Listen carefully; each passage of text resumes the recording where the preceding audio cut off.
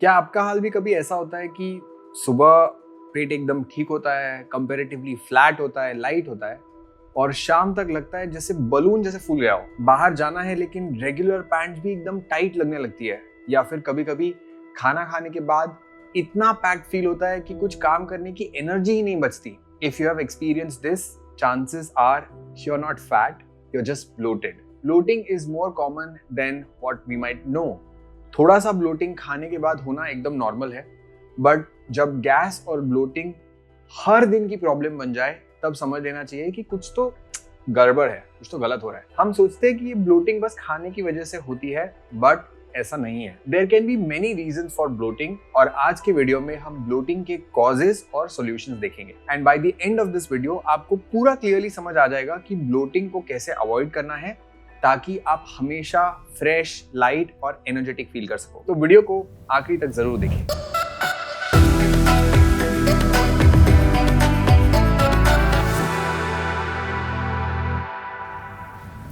जब हमारा पेट इस तरीके से फूल जाता है, there are primarily two reasons. या तो एक्सेस गैस ट्रैप हो जाता है या फिर फ्लूइड रिटेंशन हो जाता है। मतलब सिंपल भाषा में एयर या फिर वाटर दोनों आपके शरीर में ट्रैप हो सकते हैं। First is gas related bloating which is digestive issue. ये तब होता है जब हम ज्यादा हवा अंदर लेते हैं, यस वी स्वॉलो एयर, या फिर जब हमारा गट का जो बैक्टीरिया है वो ज्यादा गैस प्रोड्यूस करता है बिकॉज ऑफ पुअर डाइजेशन। दूसरा है वाटर रिटेंशन। ये हार्मोनल या डाइटरी रीजन से भी हो सकता है। Here are some causes of bloating. First is over eating and fasting. This is a very common reason of bloating. जब हम जल्दी जल्दी खाना खाते हैं, हम हवा को भी स्वॉलो करते हैं जिससे पेट में गैस ट्रैप हो जाती है।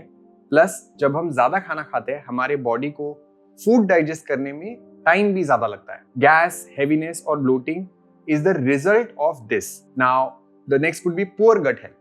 हमारे इंटेस्टाइन में दो टाइप के बैक्टीरिया होते हैं, good bacteria and bad bacteria. जब गुड बैक्टीरिया ज्यादा होते हैं तो डाइजेशन बहुत आराम से हो जाता है, लेकिन अगर बैड बैक्टीरिया ज्यादा हो तो इम्बैलेंस हो सकता है। And the bad bacteria literally eat the undigested food we consume, एंड फिर वो हमारे खाने को ब्रेक डाउन करके हाइड्रोजन, मीथेन, CO2 जैसे अजीब अजीब गैसेस रिलीज करते हैं। हमने इस टॉपिक पे एक डेडिकेटेड वीडियो भी बनाया हुआ है and the link is in the description. But bacteria imbalance की वजह से होने वाली ब्लोटिंग का सोल्यूशन भी हम इस वीडियो में डिस्कस करेंगे।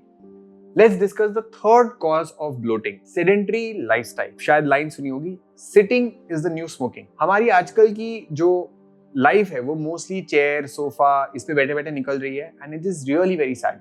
We don't realize the time we spent on our phone, laptop or probably Netflix, watching television. और हम सोचते हैं कि 1 घंटे की एक्सरसाइज से बाकी दिन की सिटिंग हमारी बैलेंस हो जाएगी, but that's not true.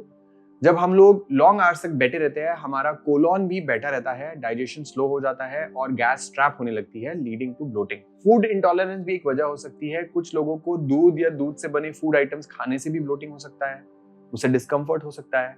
कुछ लोगों को दाल खाने से हो सकता है, लेग्यूम्स खाने से हो सकता है. ऐसे साइंस मोस्टली आपको फूड इंटॉलरेंस में मिलेंगे, जैसे लैक्टोज इंटॉलरेंस जो मिल्क प्रोडक्ट से होता है, या ग्लूटेन सेंसिटिविटी जो गेहूं से बने प्रोडक्ट से हो सकता है. कुछ लोगों को डाइट में soda, chewing gum, protein bar, इन सब का भी टॉलरेंस हो सकता है, क्योंकि इनमें सॉर्बिटॉल या अलग अलग आर्टिफिशियल स्वीटनर्स होते हैं जो अगेन ब्लोटिंग का कॉज बन सकते हैं. ये स्वीटनर्स एक्चुअली हमारे गट में जाके एब्जॉर्ब नहीं होते हैं, and they sit in the intestine और फर्मेंट होके फिर वो गैस बना देते हैं. अब हार्मोनल चेंजेस और स्ट्रेस का भी एक कारण हो सकता है. स्ट्रेस का डाइजेशन पे डायरेक्ट इंपैक्ट होता है, जिसकी वजह से हमारा जो गट ब्रेन एक्सेस है, आइडियली जिसको हम रेस्ट और डाइजेस्ट स्टेट में होना चाहिए, वो स्ट्रेस में जाने की वजह से उसमें टेंशन हो जाता है, एंड हम रेस्ट और डाइजेस्ट की जगह पे फाइट और फ्लाइट मोड में चले जाते हैं.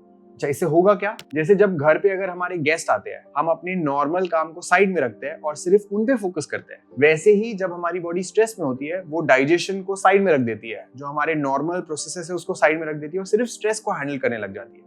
इससे हमारे हार्मोनल चेंजेस हो सकते हैं, इम्बैलेंस हो सकता है, स्पेशली पीरियड से पहले या PMS के वक्त.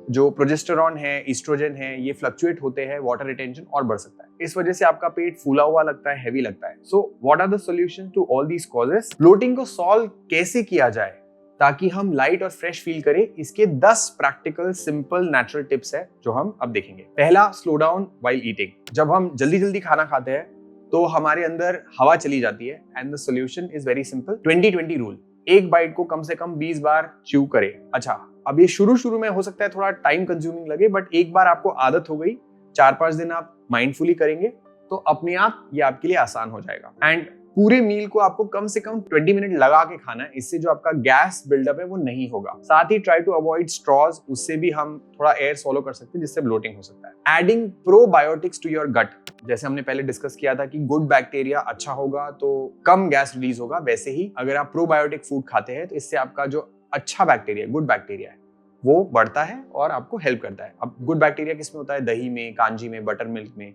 अगर आपने हमारा जो गट हेल्थ वाला वीडियो है वो अगर आप देखते हैं तो उसमें सारी इन्फॉर्मेशन हमने बहुत अच्छे से दी है। अगला क्या फॉलो करेंगे? पोस्ट मील वॉक्स। हर मील के बाद 10-15 मिनट के लिए नॉर्मल लाइट वॉक आप जरूर करें। आयुर्वेदा में इसको शतपावली कहा जाता है, मतलब 100 कदम आपको चलने हैं। This makes our colon move while gives you boost to the digestion और गैसेस को बॉडी से बाहर रिलीज करने में मदद करता है। Avoid eating too much salt. जब हम ज्यादा नमक खा लेते हैं तो हमारे सेल्स में वाटर रिटेन होता है to balance out the sodium level.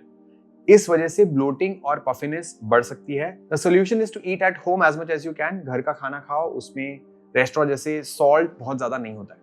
अगर आप नोटिस करते हैं कि आपने एक्स्ट्रा सॉल्ट अगर कंज्यूम कर लिया है तो best is to hydrate the body even more. ये बहुत उल्टा लगता है क्योंकि अगर बॉडी में ऑलरेडी वाटर रिटेंशन हो रहा है तो हम और पानी क्यों पिए? तो water actually helps to flush it out of the system. You can have coconut water या CCF tea after your meal. अब CCF क्या है? Cumin, coriander, fennel C. ये एक आयुर्वेदिक रेमेडी है जो ब्लोटिंग में बहुत ही कमाल का काम करती है। क्यूमिन यानी कि जीरा में होता है थाइमोल, जो डाइजेस्टिव एंजाइम्स को ट्रिगर करता है, जिससे फूड ब्रेकडाउन में आपको मदद मिलती है। इसमें और भी ऐसी प्रॉपर्टीज होती है जिससे जो आपका गैस रिलीज है वो शरीर के बाहर जाने में आपको मदद करता है। प्लस कोरिएंडर वाटर रिटेंशन में भी बहुत ज्यादा हेल्प करता है। और अगर आप सॉल्ट का इंटेक ज्यादा करते हैं या जंक फूड खाते हैं तो you can definitely have CCF tea 1 hour after your meal and you will feel the difference. और फेनिल यानी कि सौंफ तो हमारे कल्चर का सबसे पॉपुलर चीज है, मतलब हम खाने के बाद थोड़ा सौंफ खाते ही है। इसमें ऐसा एक ऑयल होता है जो गट के टाइट मसल्स को रिलैक्स करता है, जिस वजह से ट्रैप्ड गैसेस रिलीज होने में हेल्प होती है। And it is super simple to make. आपको बस 1 चम्मच जीरा मतलब कि क्यूमिन, 1 चम्मच धनिया और 1 चम्मच सौंफ लेना है। इसको 3 कप पानी में उबालना है और रेडी हो गया। Next step is eat fibre. Fibre helps us with regular bowel movements. इससे आपका जो डाइजेशन है उसमें बहुत ज्यादा मदद मिलती है, बहुत बड़ा रोल होता है फाइबर का। तो आप ऐसे फ्रूट्स और वेजिटेबल्स, सीड्स को ऐड कर सकते हैं जिसमें फाइबर की मात्रा ज्यादा हो। बट याद रखिए, अगर हम ज्यादा फाइबर खाएंगे और हम पानी कम पिएंगे तो इसका शायद फायदा नहीं होगा, उल्टा इससे आपको कॉन्स्टिपेशन भी हो सकता है। So when you increase fibre intake you also increase the water intake to properly balance it out. Soak your nuts and seeds and legumes. काफी लोगों को चना खाने से गैस की दिक्कत होती है and it is natural, but इसको अवॉइड किया जा सकता है। नट, सीड्स एंड लेग्यूम्स में फाइटिक एसिड और एंजाइम इनहिबिटर्स होते हैं जो हमारे डाइजेशन को स्लो करते हैं। सोकिंग से ये कंपाउंड ब्रेक हो जाते हैं और पानी में एब्जॉर्ब हो जाते हैं। बेसिकली पानी वो खींच लेता है, जिससे आपकी जो ब्लोटिंग है, गैसेस होने के जो चांसेस है वो कम हो जाते हैं। Plus always remember to consume legumes in the quantity that is good for you. अगर आप बहुत ज्यादा खाओगे, राजमा चावल को एकदम दबा के खाओगे कि जैसे कि मतलब देयर इज नो टुमारो, फिर ब्लोटिंग तो होना ही है। So you can instead add some fiber like salad along with your rajma chawal so that you avoid this. Stay active throughout the day. Bloating का एक मेजर रीजन हो सकता है sedentary lifestyle, जिससे गैस डेवलप ज्यादा होता है। अगर आप रेगुलर मूवमेंट करेंगे तो डाइजेशन को स्टिमुलेट करने में हेल्प मिलेगी। आपकी जो इंटेस्टाइनल मूवमेंट है वो बूस्ट होगी। इससे आपके जो गैस है वो ट्रैप होने के चांसेस काफी कम हो जाएंगे। खाना खाने के बाद तो आप वज्रासन और वॉकिंग तो कर ही सकते हैं, बट साथ ही जब भी आपको टाइम मिले बेसिक मूवमेंट्स ट्राई कर सकते हैं कि थोड़ा मूवमेंट करते रहे। And it can be kind of simple child's pose, leg up the wall, Pawan Muktasana, calf raises. कोई भी मूवमेंट आप करते हैं तो वो इंटेस्टाइनल मूवमेंट में हेल्प करता है। Practicing deep breathing also helps. जब भी हम स्ट्रेस फ्री होते हैं तो ब्लोटिंग ऑटोमेटिकली कम हो जाता है। And what is the better way to manage stress than breathing deeply? So whenever you feel angry, anxious, stressed, take 5 minutes and practice box breathing. 4 seconds के लिए आपको इनहेल करना है, 4 सेकंड होल्ड करना है, 4 सेकंड के लिए एक्सहेल करते रहिए और 4 सेकंड दोबारा होल्ड करिए। ये इंस्टेंटली आपको रिलैक्स करेगा। साथ ही इंश्योर दैट योगा और प्राणायाम आपके बेस्ट फ्रेंड बन जाए। और आखिरी स्टेप, एक आखिरी final step, add carminative spices while you cook. Carminative spices मतलब ऐसे स्पाइसेस जो गैस फॉर्मेशन को कम करते हैं और डाइजेशन में हेल्प करते हैं। अजवाइन हो गया, हींग हो गया, अदरक हो गया, ब्लैक पेपर हो गया, ये बहुत ही इफेक्टिव होते हैं ब्लोटिंग और गैस कम करने में। बट याद रखिए, समर में अगर आप बहुत ज्यादा अदरक खाएंगे, काली मिर्ची खाएंगे, तो ये आपके बॉडी में ज्यादा हीट जनरेट करेगा। तो CCF tea is a very good option in that case. And that's it. So I have covered 10 simple and practical tips to reduce bloating. इन्हें आप ट्राई कर सकते हैं और रिजल्ट जो भी आपको लग रहा है, जो भी आपके लिए ज्यादा अच्छा काम किया, उसको आप कमेंट में जरूर बताएं ताकि दूसरों को मदद मिले, थोड़ा दूसरों को मोटिवेशन मिले। ये वीडियो अगर अच्छा लगा हो तो ये वाला जरूर देख सकते हैं।